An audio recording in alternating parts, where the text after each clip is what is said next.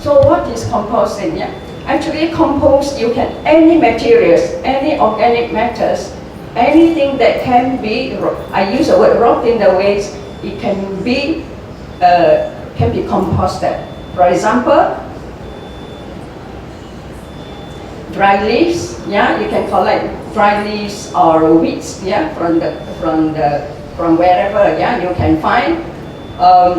You can go further for the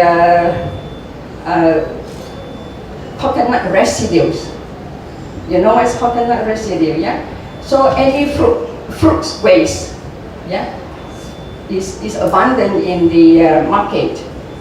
And sugarcane residues. Sugarcane residue is one of the best components of materials for making compost. So this is a better picture. This is kitchen waste. Huh? This is kitchen waste.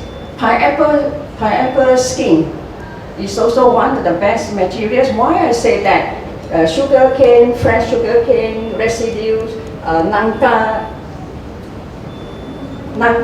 skin, yeah, because it has the sugar content. So it helps to generate the temperatures and break down faster. And also tree leaves, yeah, weeds, yeah, fresh material. If you use more of the fresh materials, nothing will go wrong. How many of you actually making compost at home? Yeah, so I believe that some of you may have encountered a lot of maggots, yeah? No maggot? Then yeah, very good. So today I'm actually sharing with you how to recycle the kitchen waste into convert it into compost, more practical for you, yeah? I don't think that today I will not touch on the farming, the different way of the biggest scale of making compost. So if you want to make compost, you want to recycle your kitchen waste into compost, you see, compost making, there are many approaches, yeah? Using the bin is one of the approach. Why we introduce the bin is because that it is neater, so that the cat or the dog will not come and disturb, and then at the same time is also prevent from rainwaters of getting in. Okay. So what you do is you don't have to buy. Also, you can get any of the bin. The bin that later on I'll show you another slide, the size of the bin.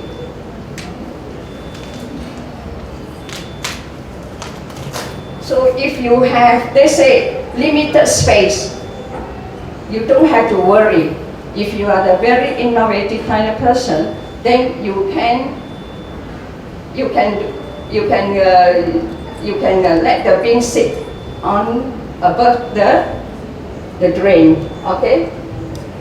Even cemented floor also you can no problem. Yeah.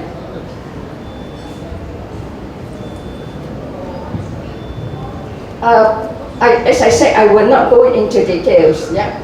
And because I later on I also going to touch on the home gardening, and then allow you to have time to ask questions. So anyway, for making compost, you need to have the ratio. I simplified it, 1 to 3. That means 1 part of carbon, and then 3 parts of nitrogen. So what is carbon? What are the materials that are high in carbon? That is, of course, sawdust. Here we don't. I will not mention about sawdust because usually we will advise the farmers to avoid using sawdust. Yeah, because sawdust, it takes long time to break down. So like you just go along with what you have in your kitchens, from your kitchens, and if it's not enough, you want to make a good compost and you want to grow vegetables, so may not have enough varieties of materials, so then you will reach out. That means you will go to market and collect some of the materials.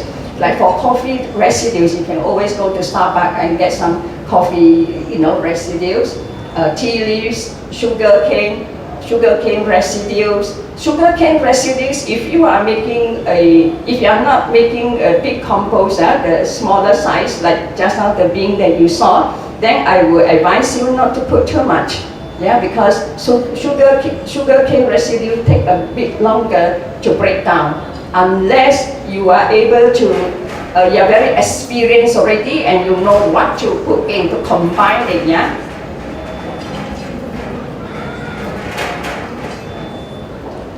And fallen leaves, okay, and then crop stalks. This means to say when you have the garden, you grow vegetables already and you have some crop residues, you can also use that to make compost, weeds and grass. So what are the materials that are low in carbon? Yes, CN carbon. That is, that means that has the high protein. Okay, that is animal, like for example, chicken manure, cow dung and all this, and then of course your kitchen food waste.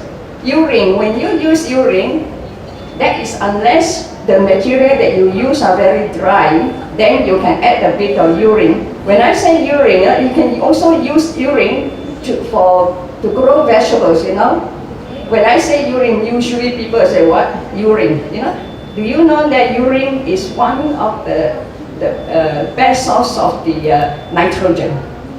Nitrate is high, yeah? But you have to use with care. And soya waste, this is one of the methods. Yeah, if you have a big garden, how many of you have a big garden at home? Oh, you're very lucky. You can make a bigger compost. It is some size like 1 meter by 1 meter, and that can last you for very, very long time. And then for this bigger scale composting, the advantage is that it's very safe. Safe in the sense that that means that it will break down at the end. The end product will not become acidic. The reason why I say that, for small, bin composting, if the size is small, so sometimes if you do not do it well, then it can be acidic.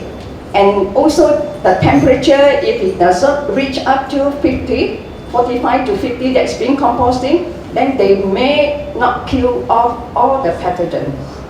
Okay. Whereas this size of the compost, even by 1 meter by 1 meter, is very safe. Okay.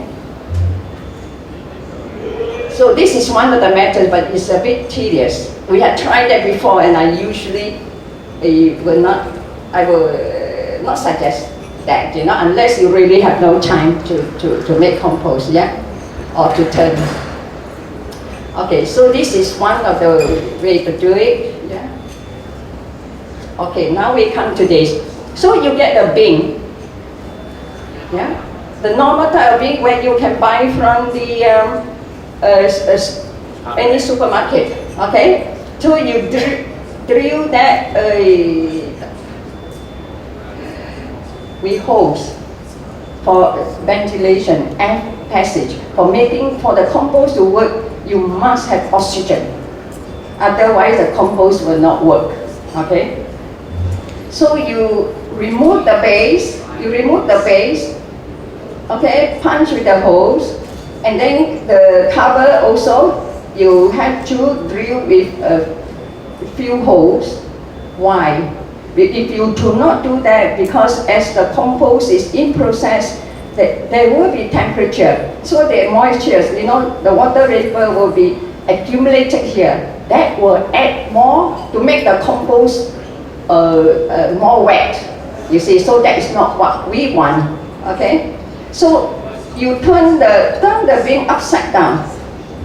Why I say that you turn the bin upside down, especially for the beginner, is because that later on, the next slide will give you the reason why it's better to turn it upside down, okay? Unless you are from the apartment, then you have no choice.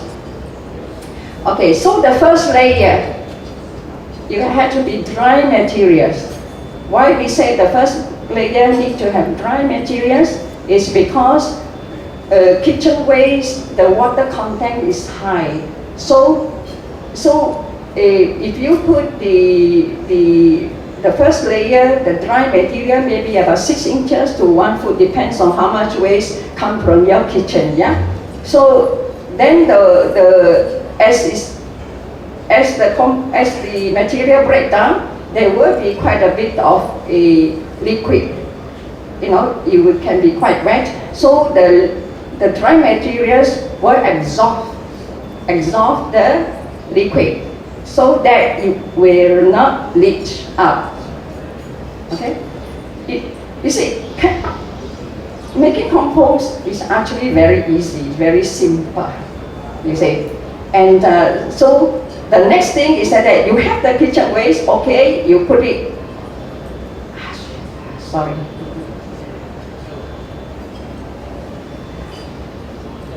So you put 1 layer, whatever from your kitchen, you put 1 layer, then after that you cover with the dry leaves,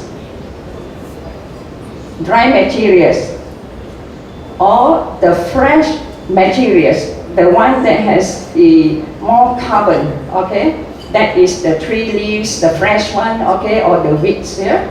Then the next thing you do is that the next day, you just repeat. You keep on repeating.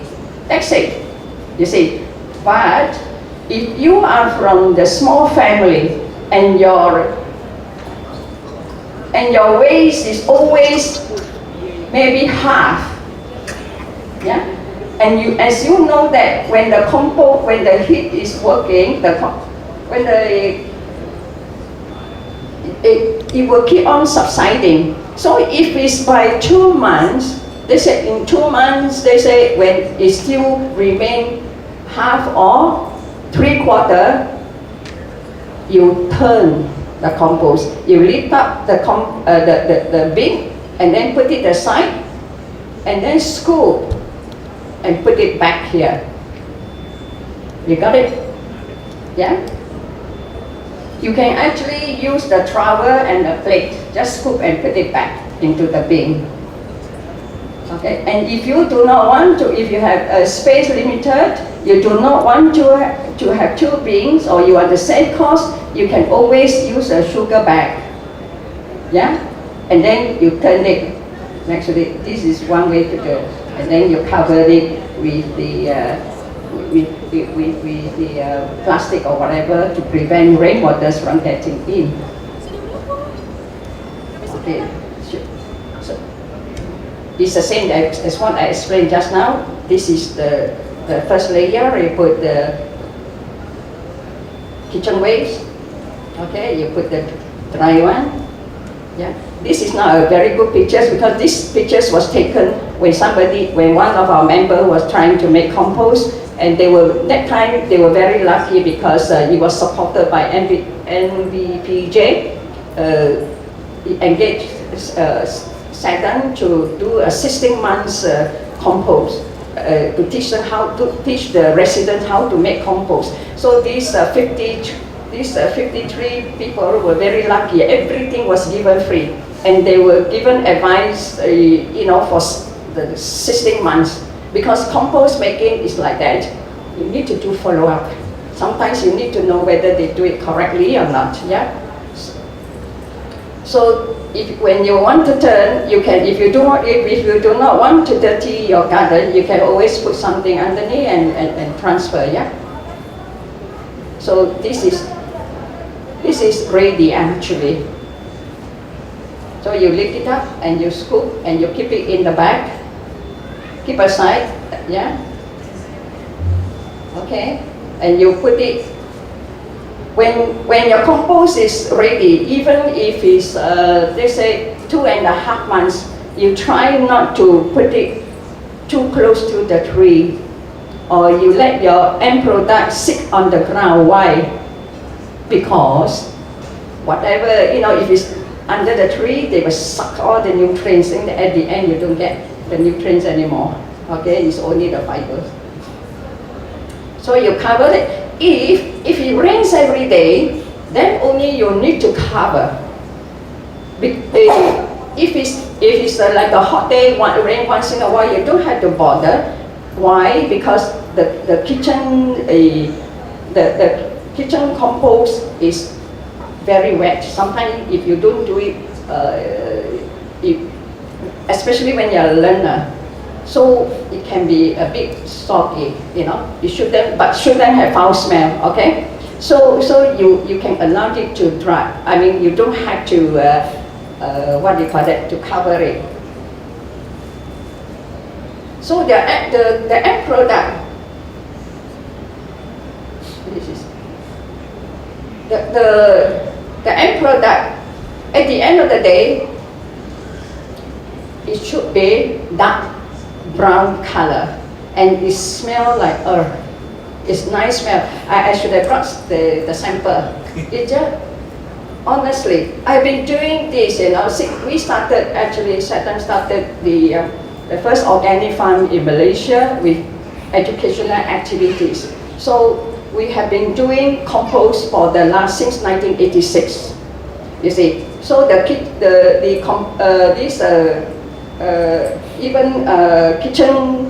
kitchen compost also the same. So I can assure you, if you do it properly, you will definitely get it right, and you will really feel very happy that you are able to make compost. And the smell is really nice.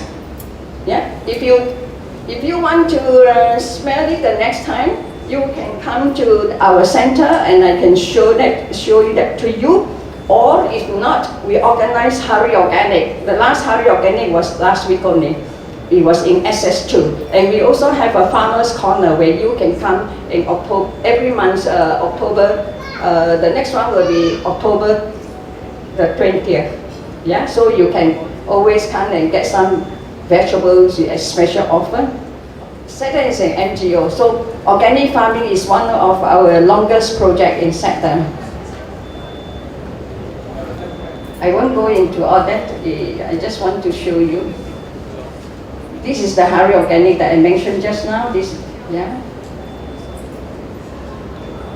is the farmers market at our center. Okay, we also do outreach program. If people who are interested to set up their garden and they do not know how, that is where we come and share with you. This one is actually one of the NGO. So that is where they get from just now this one, they get to have some vegetables. This is one in the small patch of their garden. A lot of people think that you know, you cannot grow cabbage. Actually, you can, you know, in lowland. We actually run courses, organic farming courses, yeah, and also we run composting classes as well. We have farm visit to farmers so that you can understand better. Yeah, children's activities. We have children's activities. Okay, this is like we have baking class. Okay, this is home garden. This is just I think double stories terrace house. Yeah, this is our office. Yeah, it's just a small patch only, but you can grow quite a bit of vegetables. You know, you can make use of the fan. Yeah, if you do not have enough space, you can grow in the pot. And this is okra. Yeah. And this is the leafy vegetables. When the okra, by the time you want to, is flowering, you already harvest the vegetables. So this is called your intercrop. So that you try to make use of all the space as much as you can. This is our center. This is just part of the view. Yeah? Where you can, if you have those corner lot, like I think yours, yeah? I tell you, you're very, very lucky. You probably can enough for your supplies of the vegetables and fruits, yeah? So this is part of it. Yeah. So this is cabbage. You can grow it. Yeah? And this is This is the basil. You know, sometimes when you grow vegetables in the garden, you need to have flowers. Why do we say you need to have flowers? Because flower is the one that attract good insects and good butterfly. And then it's also, if you grow the yellow flower like marigold, is to attract the aphids. You see, yeah. And then for the basil is not only that you can consume, yeah, you can eat it, but at the same time to make drink, you can dry it also, and then it's also an insect attractant plant or repel. It's repel, okay. So this is where you can put the trellis. This is hairy gourd. Yeah, this is just now the small plot in our office. Yeah. This is from our garden. You can have sweet potato. Yeah, you can grow sweet potato. You can ginger.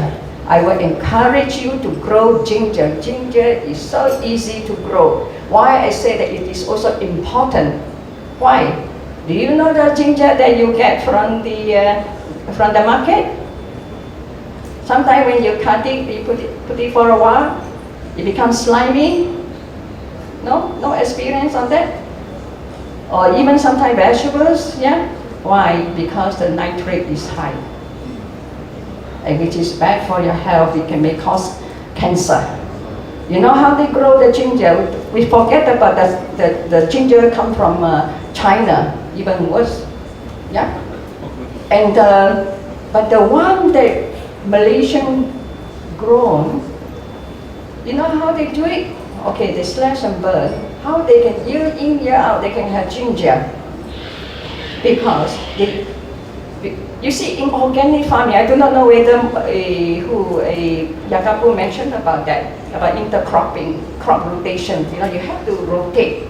You see, you cannot grow in the same place year in, year out, every time, because that will bound to have diseases, pests and diseases. That's why in organic farming, you don't do that. You see, so for this ginger, they do that. They grow at the same place all the time. Maybe they will leave it for a while and then they come back. But you know how they do it? This means to say they have to pump in quite a bit of a fertilizer, and basically it's a lot of nitrogen. Yeah, and not only that, what do? When it is a pest attack, they spray. So all go into the ground. You know, ginger, it is in the ground. You know, it's root. Usually, any tuber or root crop, they do not need too much of the nitrogen. And worse still, when they want to grow, they have to cut down all the ginger, correct? So they will burn it. How they burn it? When it's still fresh, or not dry yet, they put petrol. So 1, 2, 3, 4. That is all what you consume. You see, all the chemical residues in it. So grow your own ginger. Yeah, very easy. So this is the, you know, like surplus we will supply to our members or to whoever wants to buy. So we keep our own seed. In organic farming or gardening, it is very important for you to keep your own seeds. Yeah. So you can visit our center, and we also, if you are interested, you know, you can always have lunch at our place in advance. Yeah, advance notice. So this is what we serve. Yeah. So we are trying to promote, you know, healthy food. Yeah. So we also promote slow food, go back to tradition. And because nowadays, especially children, they only know, or even adults, you know, you only go for cakes, you know, cookies, this and that, which is, you know, use a lot of butter or margarine, not very healthy if you eat too much. So this is what, all these mostly are from our garden. This is the banana and tapioca, except the coconut that is not organic. This is our papaya. We put brown sugar, There's the only sugar cane, organic sugar cane farm in Malaysia, that is in JB, and they try to produce this brown sugar, but then now it's very costly, so they stop for a while, but they are going to do it again. And it's beautiful, you know, if you eat the organic brown sugar, I will use the word the real organic one, okay? Because now in the market you can see, you know, you have to read label. Later on I will enlighten you on this. So this is what we say is so nice. Yeah, everything from your garden. This, you know, you can grow. You know, I'm thinking from our Malay friends. Yeah, I believe that most of you will have a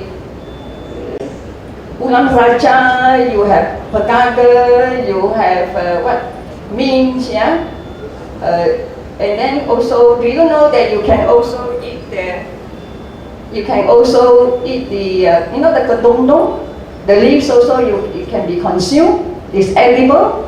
So all these are the kedong-dong. These are the small, what they call that, what cucumber, Turkish cucumber. Yeah, very easy to grow. So then you don't have to eat with belacan. You just put a few raisin, you know, and a bit of nut. Just put it there, and every morning you can have that, or any time, you know, you can. It's really nice. So please, if you want to try, come to our center, yeah, or during the Hari Organic. So this is where you can. So when we have sometimes we make pickles also for the papaya.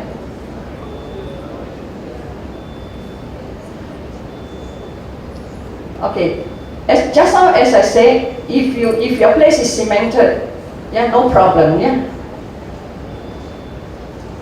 Or if you, in front of your house, there is some space. You see, MPPJ is, they like to encourage all the residents, you know, not to throw their waste, you know, but to recycle it. So if you were to ask for permission, they will allow you to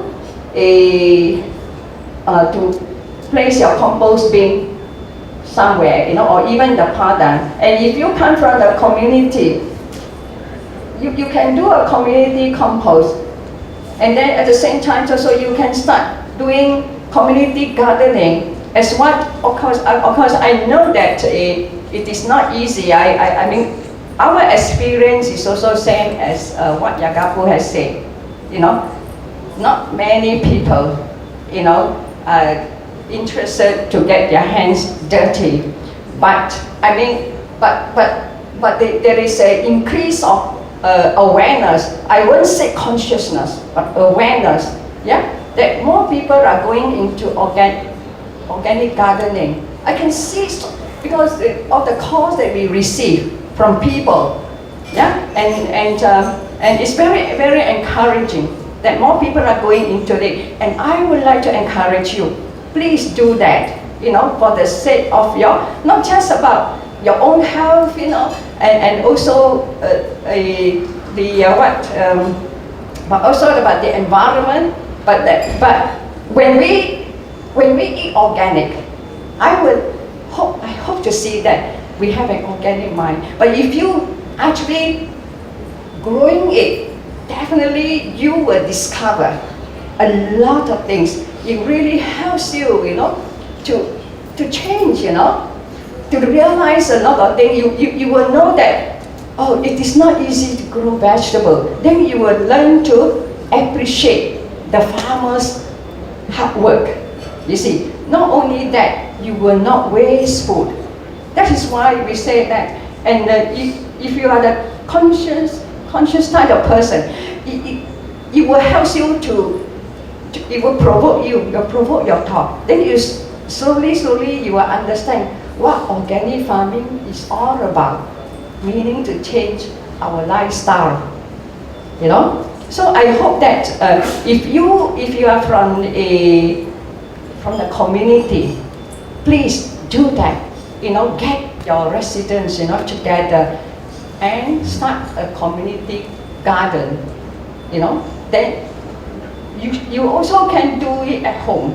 But to have a community garden, it really helps you because, like interaction, you get to know your neighbor better. Then only one very important for you to discover, you must know yourself, how good you are, how patient you are, how tolerant you are. And because we always say we do share, but when it comes to community garden, you will know how much you actually share, really. And then teamwork, team spirit, please go for that, If you want to do that, there are many people you can approach. Sundae is one of them. We will be very, very happy, to share with you. Okay, I would like, this is the first time I have quite some time, and it's very good. I would like, it's because a lot of time I get carried away.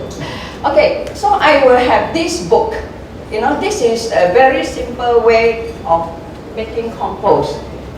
Yeah, so if you like to have, and I only bring two types of the book, and this is another of the organic, Malaysia Organic Guide, yeah, which also, there's quite a bit of info there. And if you are interested, you can always go to our website by getting the name card from me. Okay, shall we, any question? One is, do you have a publication on pest control in organic farming? Yes, we do have. One is the book that based on our experience, but not all talk about all the pest control. But we do have one which is not the local one, but it is relevant. But talking about talking about pest control, I will discourage that. Don't first thing when you want to grow something, every time people approach me, the first thing they say, how to control pests? No, don't treat pests as an enemy. First, you go to the root cause. Why is it there's pests and diseases? Then I would rather use the word manage. Pest management, you see. You see, why we have pests and diseases is because if your soil is good, there's a balance of everything. Yeah, that's why I was saying that composting. When you make compost, the more varieties of material you have, the better, because it has all the trace mineral compound where you don't have to source for so many other. The non-organic one. And then for the place that we have, if you care to go to our website, or you can always email to me, I can email you the map, how to get there. Can I add on to that pest control? Everybody will request for information on pest control because that's a major problem in vegetable gardening. The minute your plants grow up, you get all the holes on it, you get them all bitten off by the snails. It's just like, it just goes off. That's why it's so important. If you have that publication and management of pests in the garden now, I think I would like to, if it's on sale, like buy it. If it's not on sale, you can have. Yes, you can buy it. But I still want to say, since 1986, I have been doing farming, and even now, although now that I'm actually work on the field, I plant, I grow, yeah? And why I discourage a pest and using even botanical pesticide? Why? It's because of my experience. You see, when I was in Thailand, I was asked to teach these people about composting and all these sort of things. And you know what they do? They use botanical pesticide. They spray the pesticide on the vegetable every week. Yeah? Whether there's pests or not, they spray. Do you know when you spray, that when you have, not only the vegetables, yeah, the plants are immune to that. It's no different from the chemical one. And botanical pesticide, if you're not careful, it can be toxic as well. So you must know which type to use. And then why, as I said again, why I discourage that? Because you will develop a kind of a temptation all the time. One day you don't spray, yeah, you feel so uneasy. You think that the pest will come this and that. So don't develop to have that, yeah. And then and in organic farming, is that we must try not to develop the kinds of temptation. That's why I feel very strong about that. Because when you have temptation, as for those who are going to be future farmers, when you have temptation, you will have greed. You become greedy. You know, true. It's very, very true. I can tell you that.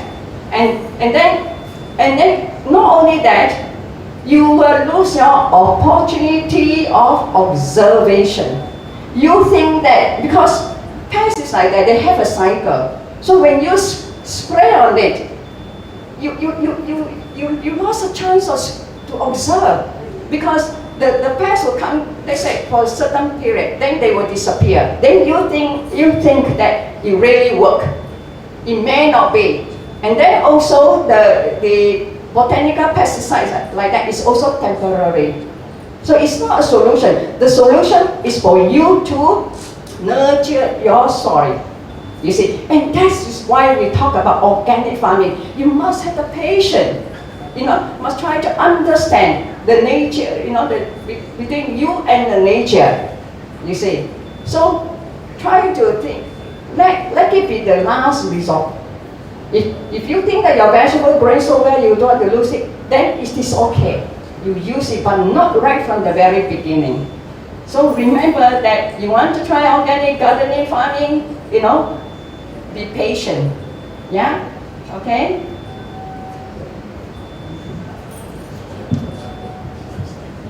Hello. I have two questions. Maybe the first one easier. Is there some information or literature on what mix of planting is best suited? Mixed cropping. Mixed cropping. Yes, yeah. we have. Okay. We also have the CD. Okay, that's good. Yeah. Yeah. Second question. How much to compost? In other words, let's say for example, we don't want to end up doing too much or doing too little, because let's say you do too much, then it actually becomes overdone. For the size of the patch we have. Or if you do too little, then we end up again bringing in non-organic compost or non-organic fertilizer material. Is there a way of calculating the volume that we need? You will never, actually I have one slide actually, how much to use, like 1 meter by 1 meter, you put 5 kilo of the compost. But I need to update that, organic farming is like that. You have to keep on evolve, and it also depends on the need of the soil that you have. You see, if your soil is already so good, then instead of using 5, you may need to just use 4 or 3, yeah? And there will always be not too much. I tell you, once you make the compost, yeah, you will be so happy that you are able to do it, and it can be stored. Actually, you can keep. You see, because sometimes it's and when you are so happy, that you make the good compost, you will want to share. You will want to introduce to your friends. Encourage them to make compost. Say, see, this is what I do, and my vegetable is so good. So when we grow our vegetables, when we are, let's say, producer, you're successful, must share. Must also do your part to encourage other people to do it. That is how you multiply. That's why when we started when we had our center, and also when we started to have this Harry Organic to create more public awareness, I tell you, more and more people want to do it, you see. And so if you need more details, I can always share with you, okay, later.